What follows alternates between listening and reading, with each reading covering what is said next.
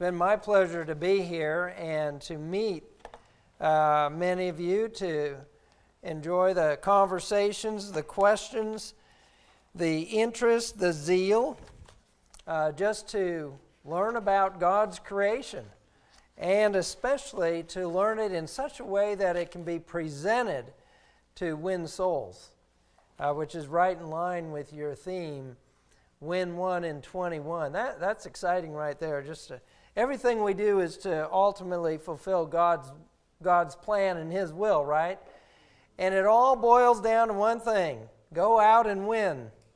Win a soul and disciple.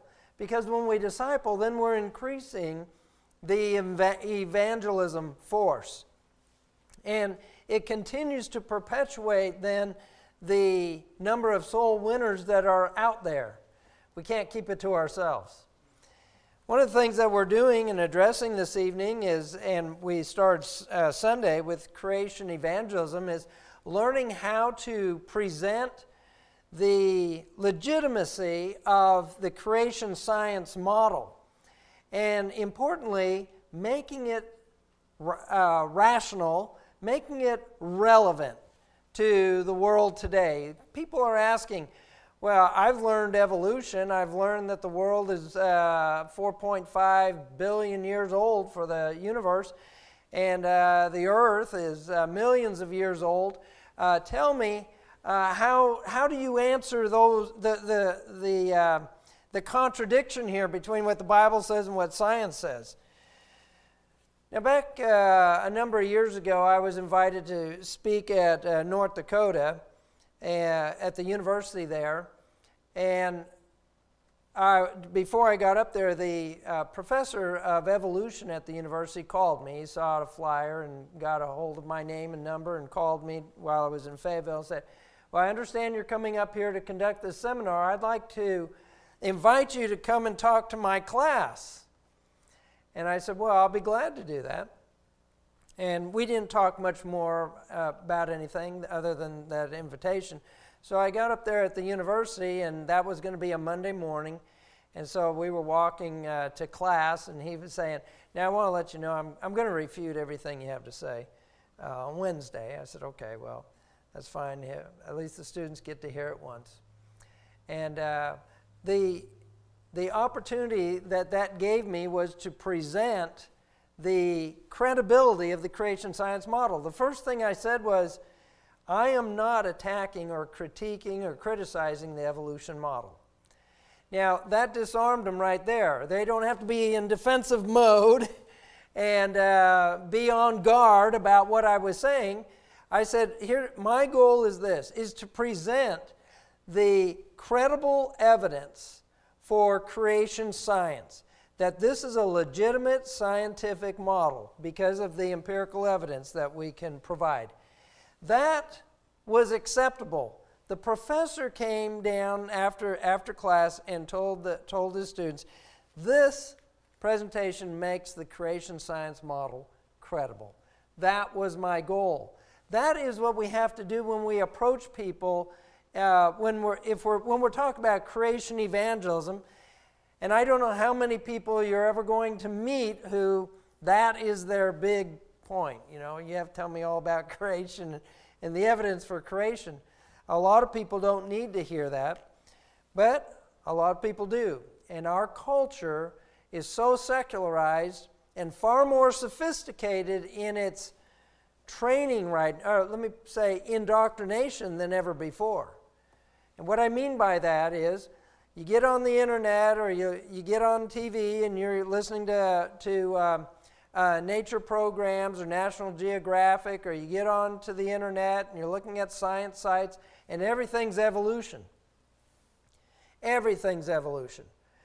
Now, I came across this sort of attempt. I mean, this is really a thought out and intentional movement to make everything about evolution. Back a number of years ago, I was bringing a seminar at the University of Arkansas. It was called The Evolutionist Dilemma. And a couple professors from the zoology department were in the audience, and I was making the case for creation, but I was really emphasizing the problems that evolution has to address, some of the questions that have been unanswered. And she challenged me every step of the way. No, that's not what evolution is. And I said, called her by name. She used to be a professor in the zoology department. And I said, well, you're using a definition of evolution that most people don't use. And here's what it was. I presented in that presentation that there are two working definitions of evolution.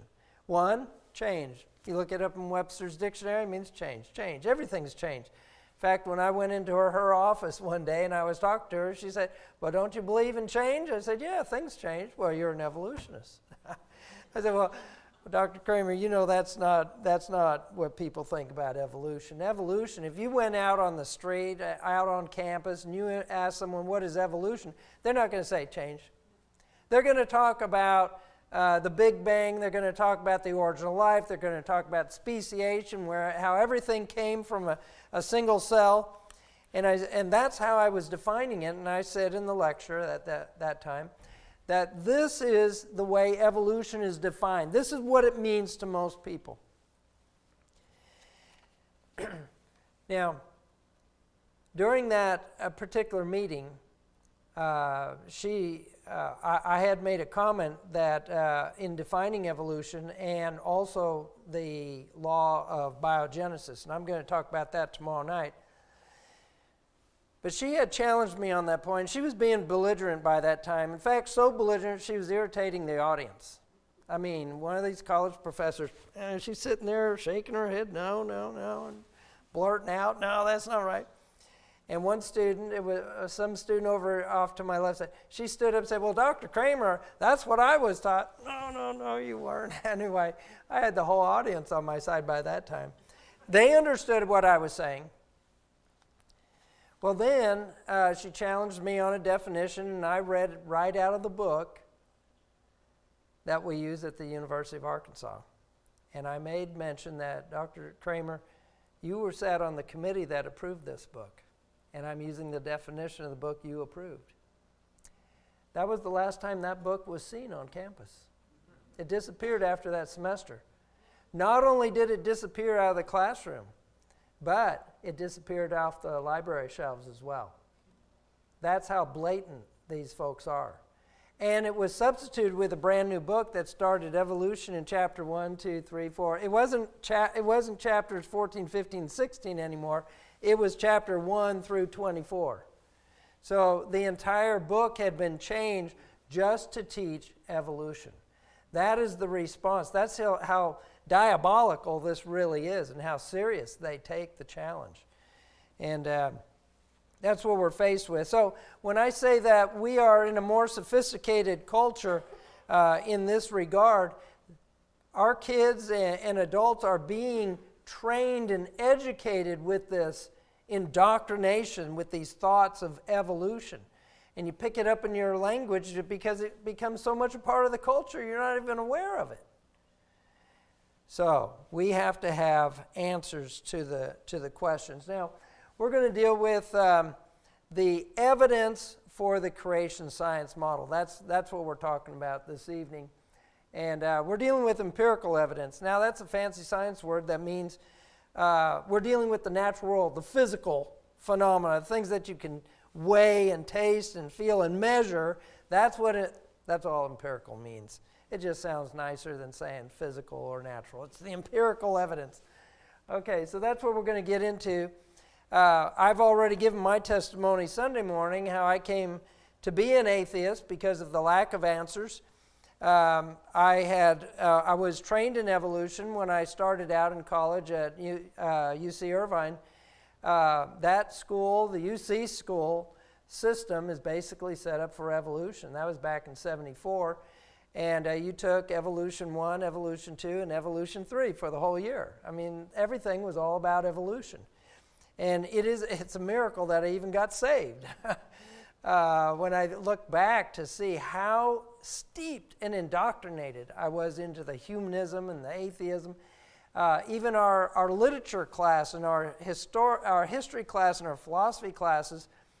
I don't know how the college systems are set up here in Washington, but in California, we were on a quarter system, and our philosophy, history, and literature were combined classes.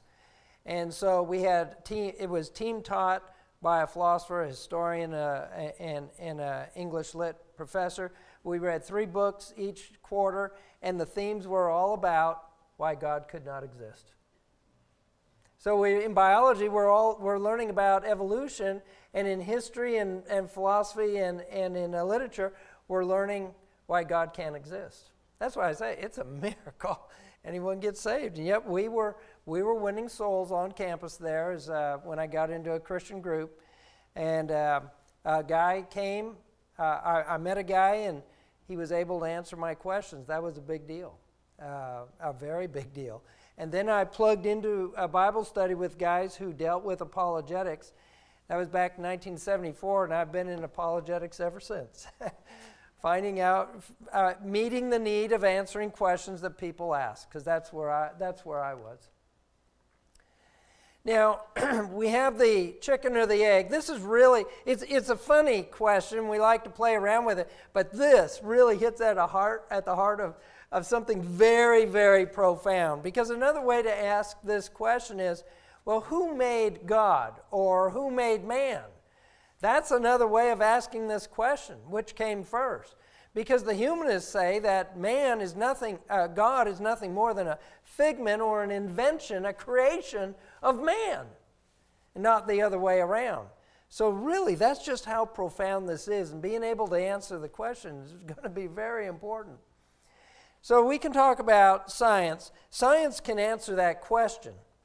Now, when you're in debate, and when you have opponents, they're going to try to hit you right at the root, right? And they're going to say, that's not science. Creationism is not science. I had a student of mine, I'm a volunteer science teacher at our school, at our church, and she grew up in the church, came through my classes, she came through the university, she was under my teaching there, and then she became a student and a staffer for our Leadership Training Institute of America. She's heard my presentations quite a bit, and she's just a smart girl. She was in college in the second semester when Dr. Spiegel began to teach lessons on evolution, and I teach students how to ask questions in the classroom, because you can't challenge the professor. You always lose. The professor always has the last word, and he's the one that controls the audience. So there's no point in trying to trying to show up the professor. That doesn't work. It's not nice. It's rude, and you're not really accomplishing your goal anyway. So I teach students how to ask questions. Asking questions beginning with about the first law of thermodynamics, for example. And we're going to talk about that tomorrow night in particular if we don't get to it tonight. And that is, well, if the first law of thermodynamics says energy cannot be created nor destroyed by natural means, yet everything that exists is energy, if it wasn't created by natural means as described and defined by a law of science, of which today is irrefutable, then how did it get here if it wasn't naturally? If it wasn't natural, it must have been supernatural. That's right. I mean, you're forced into that conclusion because the empirical evidence shows us that it can't happen naturally. I mean, by definition, it can't.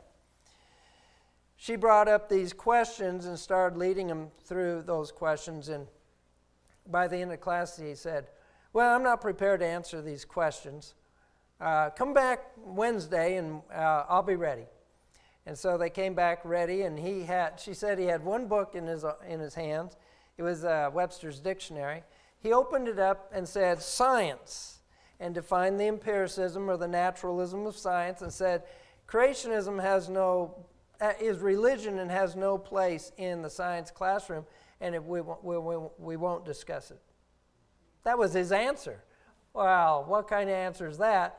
And Kendall said that was nobody believed anything he had to say after that because he wasn't being honest. Well, see, she didn't have to be rude or or mean or challenge him in class. All she had to do was ask questions. And his answers, or failure to answer questions, his running away from the issues, convinced people what he had to say was not truly legitimate. Guess what? It works the other way around too. Works on us too. If we're being asked questions and we don't give an honest answer, well then, people dismiss us and won't listen to us either. So it works both ways. But science is all about finding truth and a quest to discern truth. And this is really a very important fundamental principle. We're looking for truth. We gain knowledge, and there is a difference between, in philosophy, aletheology and epistemology. Aletheology is the study of truth, whereas epistemology is the study of knowledge. Yeah, they're different. You can know a lot of lies. You can know a lot about knowledge, but it's not necessarily true. And aletheology is, one of the most fundamental questions is, can truth be known? Now, if you're a humanist, you draw the conclusion, no, you really don't really ever know that what you know is absolutely true. But see, as Christians, we have a standard here, and we know that there is a basis for absolute truth. And Jesus said, I am the way, the truth, and the life. And yes, truth can be known. God wants us to know Him, which means He wants us to know truth. Truth can be known. That just drives humanists bonkers.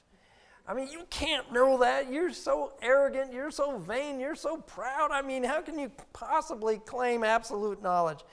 And that just bugs them so much. But from a humanist perspective, without a God, there is no standard. Every man's the measure of his own self. He's the standard of what's right and wrong, and that's why we have the politics we have in the world today, and that's why we're tending towards globalism, and why we're tending towards policies, politically correct thinking, and everything that goes with it. It's a package of people creating their own rules. And and they always appeal to science. Why? Because science is supposed to be the quest for truth, the quest for knowing what's right in the world. And that's why this is so important. All right, how do scientists work? How do they find knowledge and study? Well, they study it with the idea of the scientific method. The scientific method has 3 steps. Now, depending on what books you're reading, it might be 5, it might be 7, it could be all kinds of steps. Usually they're confusing the reporting with the actual methodology of science, but it all boils down to 3 things. And even the reporting process, you can break it down into 3 steps. It's observation, interpretation, experimentation. The first step in any observation, when you start looking at the world, you start measuring it. You weigh it. You start putting a number value to it. Well, it's 36 centimeters. Well, it weighs 50 grams, and even right down to the light wave. Who was I talking to the other day about the standard of time? Who was that? Oh, standard time, yeah. We were talking about the standard time. That's based on the frequency of a light wave generated by a laser beam. So there are standards that we use in science, and there is a standardizing of standards throughout the world to bring everyone on the same page so we're all using the same numbers and the same measurements. That is the way science works. So observation is all about assigning a number value. And by the way, kids, that's why math is the language of science. Because how can you speak science and talk about numbers if you don't know how to speak the language of numbers? That's what it is. That's all math is, the language of numbers. And Sir Isaac Newton saw that. And boy, I tell you what, I like talking about calculus because we think, man, calculus is so hard. Man, that's real. Can you imagine inventing it? There was no one to teach him. No wonder he is the man of the millennium. I mean, he is the genius to think about coming up with a math that works, and no one taught him. He had to invent this out of his own mind. That's phenomenal. Now, The second step is interpretation. So you collect all this data of numbers and you're looking and thinking, how can I explain this event, this phenomena, why this happens? So you propose a hypothesis. Now, a hypothesis is not a guess. A hypothesis is based on deductive and inductive reasoning. You're trying to offer a rational explanation. You're not just popping off some guess out of thin air, like so many of my students do when we do science projects. I say, okay, when you present your explanation, your hypothesis, I want to see a because statement. I'll tell you what, I've seen some of the wildest statements. Talk about wild guesses. But that's not how science works. You're supposed to be building off of precedent, knowledge that's known, and deduct a reasonable, rational explanation. Now, what a scientist will do is take that explanation, and now he has to go the next step, experiment on it. Now, experimentation is a lot of fun because what most people don't realize is when you experiment, you're trying to prove it wrong. Huh? Well, there's more to it, but one of the fundamental goals of an experiment is to try to prove it wrong. And it's not, and especially when it graduates and goes to other scientists, your peers, they all find out what you've been doing. They're going to try and prove you wrong. So you want to do it first so you don't get, humiliated. Well, did you think about that? No, I overlooked it. What a dummy. And so you don't want that coming back at you, right? So you go into the laboratory, you try to prove it wrong, but the results look like, wow, my predictions look like they're coming to pass. Good, it's a predictable explanation, and I can't find a problem here. It looks like it might be right. See, this goes back to you can't know truth. You can't know anything absolutely for sure. So how do you determine what might be right? When you eliminate all the other possibilities, and it's not wrong, I can't prove it wrong, it might be right. You see, that's how science thinks. That's a little different than the way most people think. When you listen to a scientist, especially this past year, when you read articles about vaccines, COVID, and so on, there's so much on both sides, so much bad stuff. When you hear the word, so-and-so proves such and such, you automatically know you're not listening to a scientist. A scientist won't use the word proof. Why? Because there's no such thing as proof. You can't prove anything. You can suggest, strongly indicate. You can say there's an abundance of evidence for, but you won't see the word proof. You only see that in math and philosophy. But you're not going to see that in science. So a scientist is going to be very careful about his wording. He might say, there's a preponderance of evidence that suggests strongly that my interpretation is correct. And then others are going to come and test it. So that's the 3 steps: observation, interpretation, experimentation. Now, a little more on the interpretation. We have the hypothesis. And when you can't prove yourself wrong in your own laboratory, then you get excited and you write about it and you put it out there for all your friends to try to prove you wrong. And so everyone jumps on board and they try to prove you wrong, and guess what? They can't do it. And you've got maybe 100, 1,000, or just a number of your peers all looking at this and, hey, this guy might have something here. This looks like it might work. I can't prove it wrong. It's even more possible that it's right with so many other people trying to prove it wrong than by yourself. And then after thousands of experiments used thousands of times and no known exceptions, irrefutable, that theory becomes a law. And that's where our laws of science come from. It's irrefutable at this time. This is why I'm taking time to show you this, because this is important to understand when we get into the laws of thermodynamics. Those laws are irrefutable. When I offer to debate people on the laws of thermodynamics, anyone who tries to do that is going against the entire field of science, research, and irrefutable evidences for the laws of thermodynamics. The creationists cannot lose that debate. You got all the evidence. Irrefutable law of science. All right, I have to throw this caveat out because Dr. Harder is a particle physicist. I told you about him. He was sitting in a lecture that I was doing, and he said, well, laws are meant to be broken. I said, I agree. That's right. There's nothing wrong with that. Laws are you can. I have nothing against that. And there's scientists always trying to prove something wrong. That's science. And it ought to be done just to make sure that we're right. But I'm not going to hold my breath because as of today, a credible scientific explanation cannot contradict the laws that exist today. Not what you hope to find, but the laws of today, they are irrefutable. And I said, as of today, we have an irrefutable law that says energy cannot create itself by natural means. If it didn't get here naturally, it must have got here supernaturally. And then I made a few other comments, and I said, and I didn't know him by name. I knew him by phone conversation, an interesting story there. But I said, are you Dr. Harder? Who wants to know? I said, well, we're going to talk about laws of thermodynamics tomorrow night. We're going to have fun with this. He didn't come back. I'm telling you, creationists cannot lose that debate because you have the irrefutable laws of science on your side. That's why.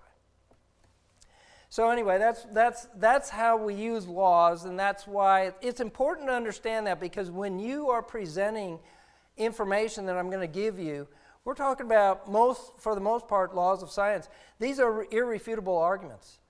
And that should, I hope, bolster your confidence. Don't back down, and be kind and pleasant, meekness, instructing those who oppose themselves, right? Always. But, I mean, you can give some really hardcore evidence for the creation science model that hopefully will convince people, well, maybe you got something there. All right, that brings us into models. Models, when we talk about models in science, that's where you start out with your hypothesis, your theories. These are explanations. And models don't have to be 100% to work. They just have to be usable. It's the best we got right now. Some of them are laws, and they work very well. Some of them are theories. Some of them are hypotheses. These are models. These are explanations to frame our understanding, to make our predictions, to conduct laboratory experiments. So that's how models work. And I just want to point that out because when we're talking about origins, we're talking about models that have to meet certain criteria. And those criteria come down to a credible, legitimate scientific model has to be able to explain the data. If it doesn't, I mean, what's the point of the model? It has to be supported by the data. Now, not all models, hypotheses, and theories are 100% explained by the data, but they ought to be supported. They ought to have some good support to make them legitimate. They can't be contradicted by the data. If they're contradicted, then there's no point in hanging on to that model. And number 4, they need to be able to predict discovery. So what are we going to find? And if you have these 4 in place, you have a legitimate scientific model. But models of origins are a little different because models of origins are limited. Models of origin, nobody was there to see it. No one was there to put it in a laboratory. Nobody can repeat the creative process. Nobody can repeat evolution process that took millions of years according to their model. And so that doesn't mean that they're not credible models. It just means they're limited because of the nature of what they're doing. They're proposing origins, and no one was there to see it happen. And you might say, yeah, but the evolutionists say that they can repeat it and they see evolution happening all the time.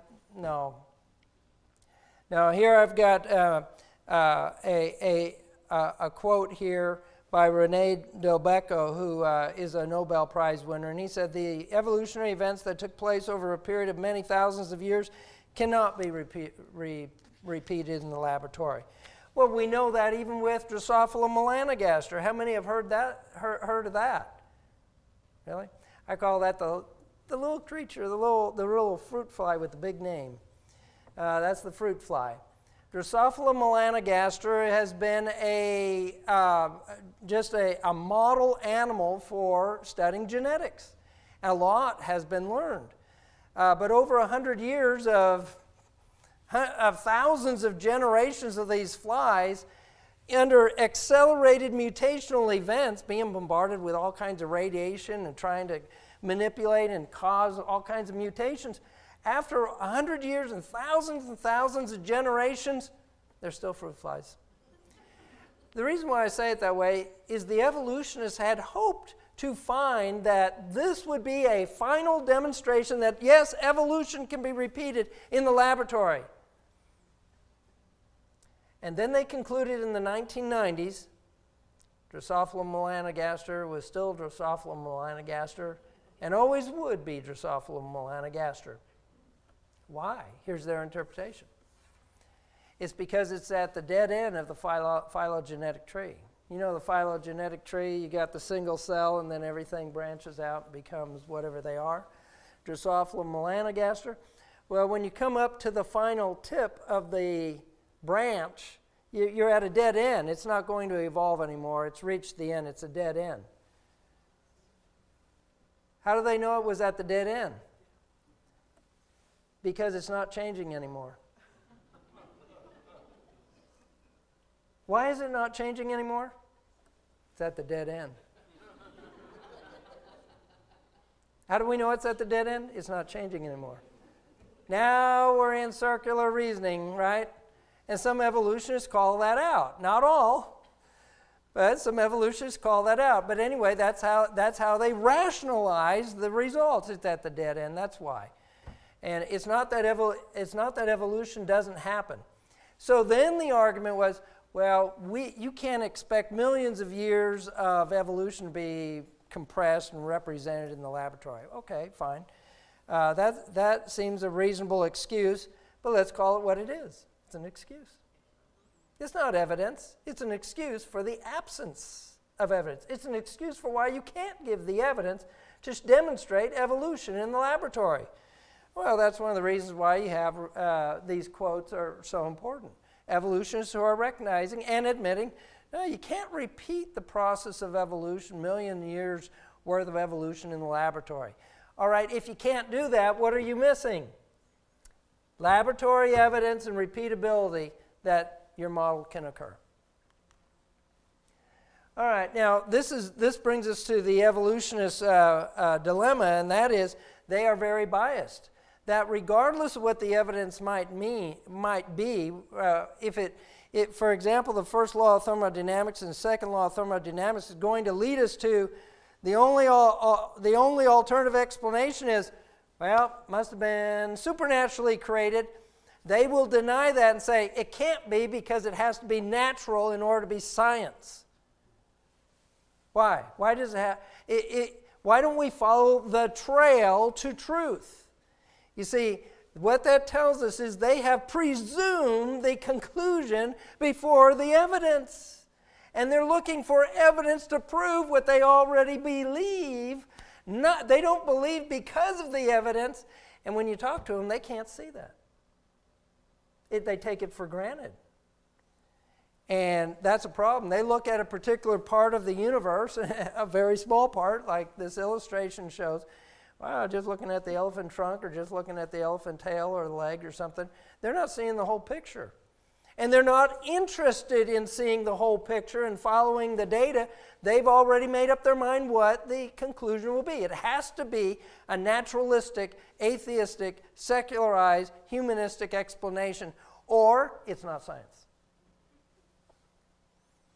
I had a Chinese professor, we went around on that a little while, and I said, but the natural laws, he said, well, you're talking about religion and God and supernatural. You just can't use science to argue that case. And I said, but the natural laws are negating themselves. The natural laws, which are irrefutable today, say it can't happen by natural means. Well, that ended like that. It didn't go anywhere. Which brings up an interesting point. There's always an answer to every. If you've ever been in a debate, everyone's got the final word or an answer, right? It doesn't have to be the right answer, it just has to be an answer. All right, when we talk about evidence for creation, we've got origin of the universe, origin of life, and origin of species. And we can lay out our evidences here. We've got intelligent design that we look at. We've got the first law of thermodynamics and the second law of thermodynamics for the origin of the universe. And then we've got law of biogenesis, irreducible complexity, law of biogenesis, and laboratory experiments to demonstrate that, yes, the creation science model is more credible than the natural law of evolution, or the natural theory of evolution. And then we've got origin of species. We have laboratory evidence. We go into the fossil record, and then we look at the law of probabilities there. And with these three categories, we can lay out a great case for creationism. We can lay out a great case. We're going to jump into this with intelligent design right now. And I'll share some things with you that you can share with others and hopefully be persuasive for them. We pray for people that their understanding would come to a point where, yes, indeed. But when you're talking about intelligent design, when you say intelligent design, that already presupposes that there is an intelligent designer out there. That's not science. You can't say that God created or there's an intelligent designer, because that means there's a how and a why. What is your answer to that? Well, you don't have to know the how and the why to know what happened, right? I mean, there's a simple answer there, and that makes sense. I don't have to know why God created.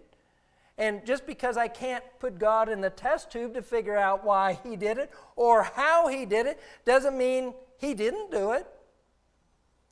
As I had a conversation with my evolution professor, and I pointed out to him that I did have he said, well, I'm pretty amazed that you have such an open mind, because he had to come in with an expectation from the opponents of creation science.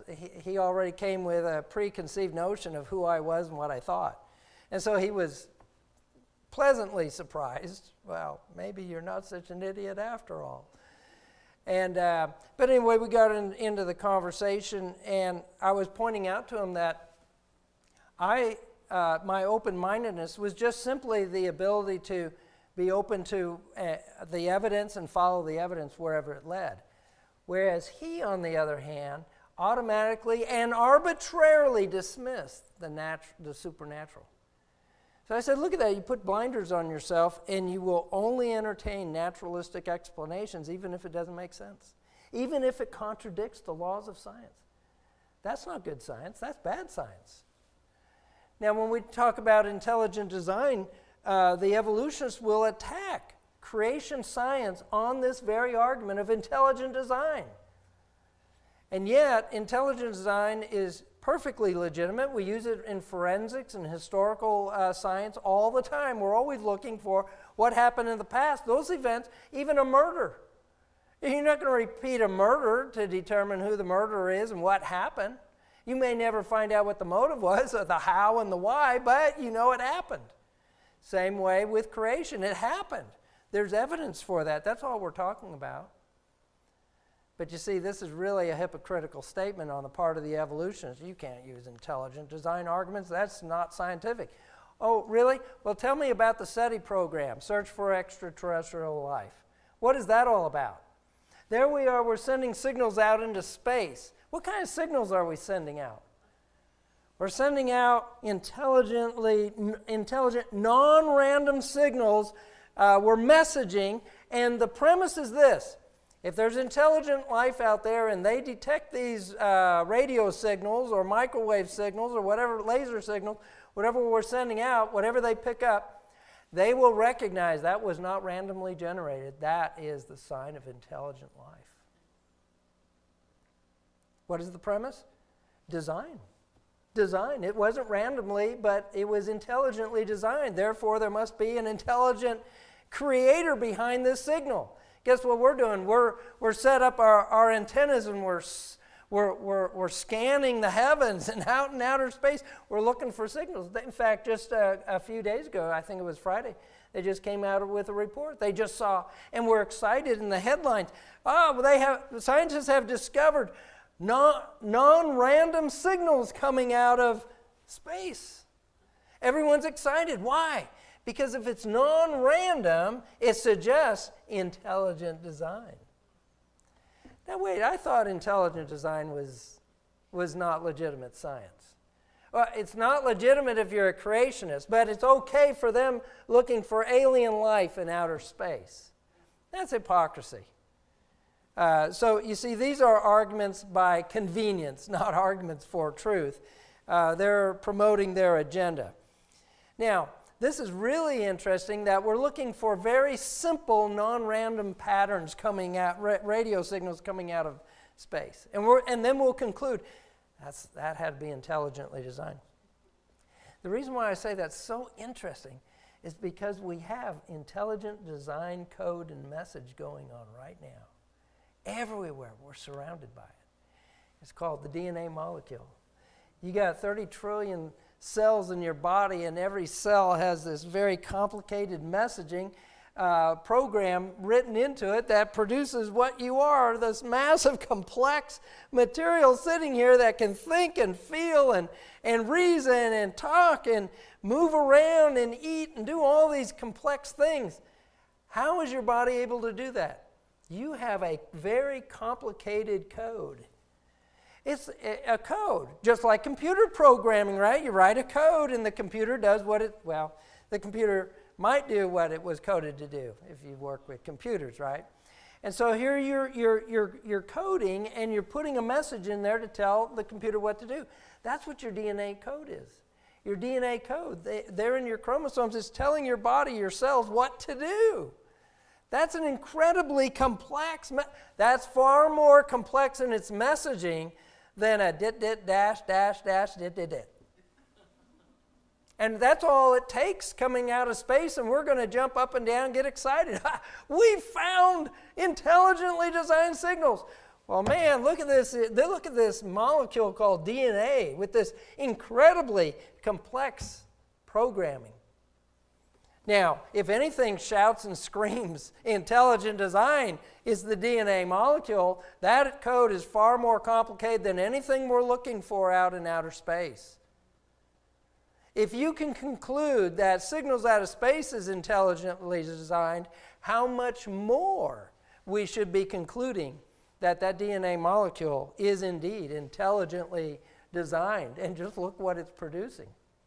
And so here we have the signal. It's saying, intelligent design, intelligent design. All we have to do is open up our eyes and be open to that. What prevents the evolutionist, what prevents the humanist from seeing the obvious? Well, we know 2 Corinthians chapter 4 talks about, 3 and 4 talks about how Satan is designing this world to blind the hearts and minds of them lest they should see the light of the glorious gospel. You see, they've already bought into something. They presume naturalism has to be the only explanation in order to be scientific, and so they're stuck, they're trapped, they got the blinders on, and they cannot entertain truth. Isn't that insidious? Now, when we compare the random signals that we're looking for in outer space with the signal that's coming from the DNA, there's absolutely no contest whatsoever. You can see that, yes, the DNA molecule is screaming at us, intelligent design. Do you think you can talk about that and share that information with somebody? Yeah, I think you could. You just think about it a little while. Just talk about the complexity of your body. And in fact, let's look at some complexity. Well, let me finish up a couple of interesting thoughts about this. The DNA molecule. The DNA molecule is far more complicated than we ever imagined prior to this new millennium. In 2000, back in the 1960s, the Human Genome Project was set on a goal to map out the human genome, to map out the genes on the chromosomes. Well, that was based on the technology that was available at the time in the 1960s. But by the time we got into the 1990s, man, the computers were exponentially increased in speed and ability, and we were cranking out not only the map, we were cranking out the code in the map. And what they projected to be done, the mapping, the genetic code, the genetic map wasn't projected to be done until 2050, based on the technology of the day back in the 60s. Not only did we have the map, but by 2000, knocked off 50 years, we had the code. That's amazing. And then it took long periods of time. It was a very slow process to tick off the code. Now they can put the code, they can knock off the code of a virus or a bacteria or a paramecium, just like that. They can knock it off in the laboratory. That is because of the technological advances we have. So we're in an incredible age. But here's what they found out. When they had the DNA code, they're looking at it and they're saying, wow, instead of 300,000 genes, there's only 30,000. 30,000 in the human. That doesn't seem like enough protein coding, what they call protein coding genes to explain the complexity of the human body. 300,000 is what they were expecting, and they got 30,000? That seems too little. And then we got all this junk. We don't know what to do with junk DNA. Well, it turns out as time went on, they discovered, and they're looking at this junk. You know what? It wasn't junk after all. And in fact, and because you see the ENCODE program up here, the DNA, the genetic code, was dumped out into the internet. So everybody and their brother, amateurs and professionals, could all jump in. If you want to go find the ENCODE program, go look it up. You can be a part of it too. And what it is sort of like solving a big puzzle all together all over the world. And you're trying to match the gene code with a protein with function so that you can see this massive connection. It's a huge project. Well, guess what? As they were matching and putting things together, and it's still a big project, you can still jump in on this. There's more not done than is done. But they discovered something amazing. All of that non-protein sequence of genes, that wasn't junk. Those are switches. Those are master switches, and it explains why 30,000 genes is all you need to explain the complexity of the human. Because in a sequence of protein, you have amino acids. Like maybe 4 different color beads. You have a red and a yellow and a white and a blue bead, and you scramble them and put them in a certain pattern. That means something to that protein. Well, sometimes a lot of the proteins are going to have red, blue, green, red, blue, green, red, blue, green, and a lot of proteins are going to have the same sequence. Well, why be redundant and have a separate gene to do the same thing? Why not just have a master switch with one gene that codes for red, blue, green and just call on it every time it's needed for 100 different proteins? And that happened by accident?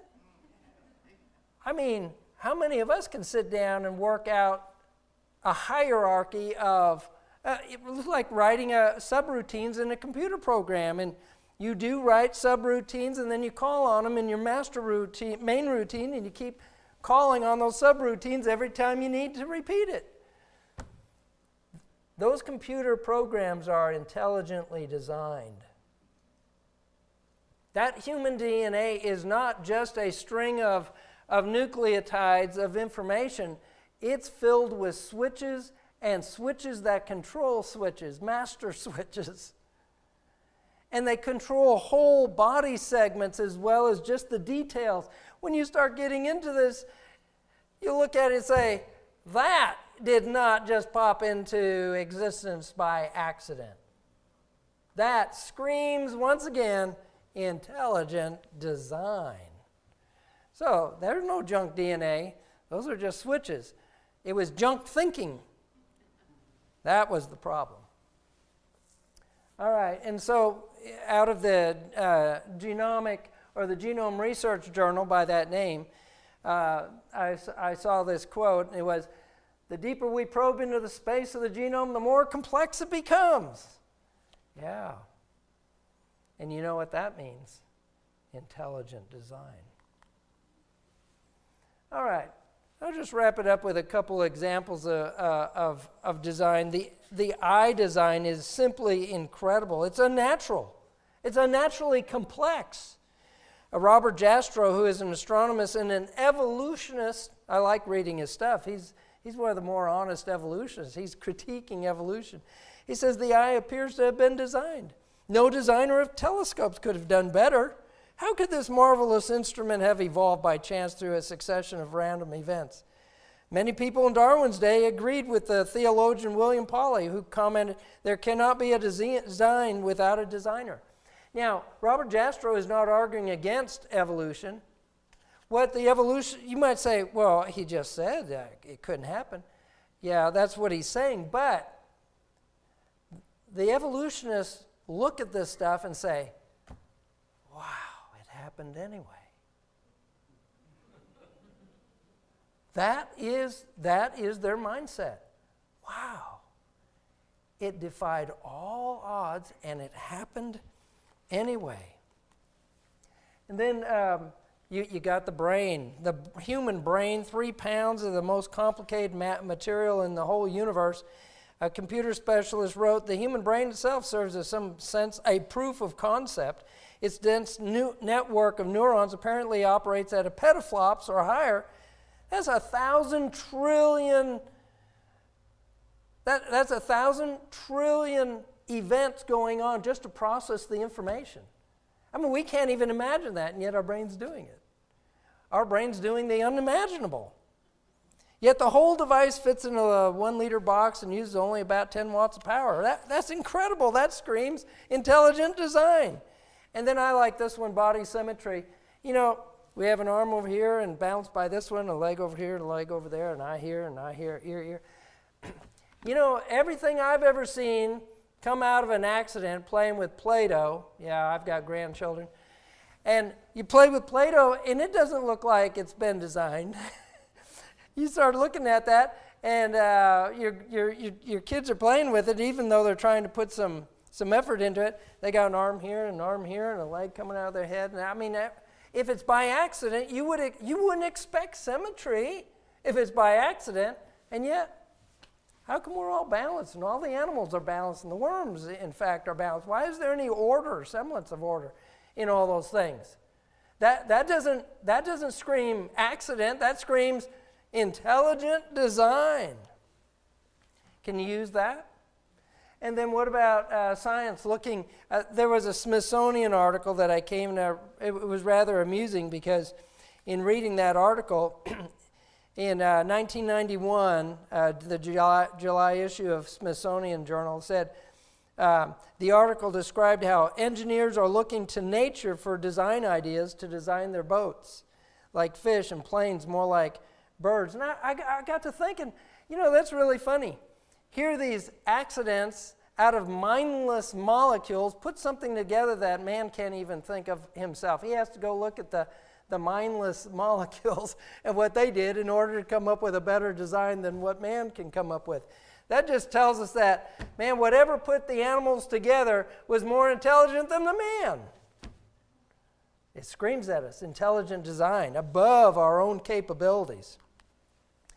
And then instincts is simply incredible. The golden plover flies from Alaska all the way to Hawaii and then back and forth.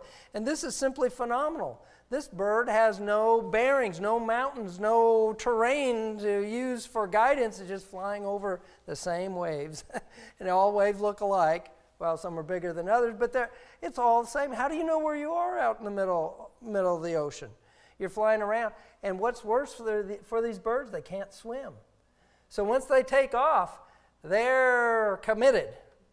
They got to fly all the way. But how do they know where the Hawaiian Islands are? How do they get over there? That's even more remarkable. They got to navigate, and they've never been there before. And so here you have a whole new flock of birds, and the adults have already left, and you got all these young birds, and they take off. Now, the scientists have looked at it. They've got about 70 grams of fat on them. When you calculate a bird's energy in their fat, to get from Alaska to Hawaii, it takes 82.2 grams of fat.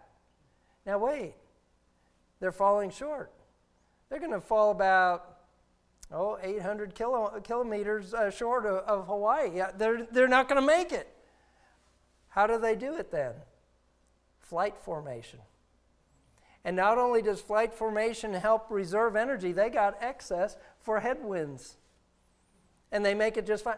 How did they know to do that? How many birds had to plop in the ocean and die before evolution finally figured out how it was going to happen and just be instinct? They didn't even have to be taught. They just know how to do it. That's incredible. That speaks and screams of intelligent design. The bombardier beetle. Here's another great design. The bombardier beetle has this sac at its back end, and it keeps these two chemicals. It's like working with epoxy. And it keeps these two chemicals apart because once they combine, it has a chemical reaction, forms HCl. It's an exothermic reaction, so it's hot acid. Well, that'll scare the predators away for sure. Well, here this bug is. It's got these two sacs, and it's squirting hot hydrochloric acid into the face of the predators. Now, I can only imagine, I'm thinking about evolution. You know, the problem with that is those beetles, as they are accidentally evolving and mixing chemicals, they're blowing their rear ends off. Where does the next generation come from? I mean, that's what's required for evolution. It's not going to happen. They had to pop into existence with that already there. It screams intelligent design. The single cell, simply incredible. There's no such thing as a simple cell. My specialty was microbiology. I'm looking at not only the eukaryotic, but what are called prokaryotic cells. Those are your little bacterial cells, the Escherichia coli and Campylobacter jejuni and others. They don't even have a nucleus membrane. They're just that simple. The DNA is just lying there in the cell. That's how simple they are. But man, there's nothing simple about them. The complexity, the metabolism going on, the code that codes for all the metabolism and chemistry in the cell is far more complicated than the whole construct of Seattle over here. I think I got a picture of the needle in there somewhere. Yeah, the needle, there it is. It's over on the left side of that picture. But more complicated than New York, the whole infrastructure of Philadelphia, Los Angeles. I mean, there's nothing simple about the little cell. That screams design and complexity. All right, I'm not going to get into this much except simply to point out that talking about Escherichia coli, E. coli, the little gut bacteria, it lives in our guts, they have little tails on them that are spinning around to move around. Now, this is simply amazing because if you think about what the flagella is doing on a bacteria and moving it around, how does it know to move? Now, see, if you put a string, if you tie a string on your back end, it's just a string flopping. It's not moving around. It's not doing anything. It's not going to move a bacteria around. What does that series of proteins, those tubules, have to do? Well, they have to form themselves. But that's not enough just to have a set of tubules to make a little whip there. They got to be attached to something. Yeah, they got a little hook there they have to have. But then they have to find some way of inserting themselves into the membrane to stay there and be anchored and secured. And when you look at the complexity of that, you see a little engine, a little rotary engine going on. In the molecular, at a nano level, you actually literally see a molecular engine here. But wait, what is spinning it? What turns it? You have to have energy source. You have to have a power source. You got all these little enzymes set up, the electron transport chain embedded into the membrane, and they're passing electrons down, and they're building up ions in the matrix there of the cell, which then creates a pressure, and they start flowing, and the flowing starts turning the proteins. Now, here's what makes this irreducibly complex. A tail by itself does nothing. A motor by itself has no purpose. The energy source, no purpose without an engine, without a tail. You know what that means? You can't have this system unless they all pop into existence at the same time. Otherwise, they don't work by themselves. And just by themselves, they're each complex, but you have to have all the complexities of all the individual parts working together and popping into existence at the same time. That's irreducibly complex. You can't get any simpler than that. That screams design and complexity, doesn't it? That didn't happen by itself. And then there's the fine-tuned universe. And I spoke about that and the 4 fundamental forces in the universe. Simply incredible to think about, because here you've got the magnitude of the strong nuclear force, the magnitude of the weak nuclear force, the gravitational force, you got the electromagnetic force, and here's the significance of this. The evolutionist says everything came into existence by a big accidental explosion. Nothing exploded into everything, which is a contradiction in itself right there. But not only did the material come into existence, the forces that govern the materials come into existence.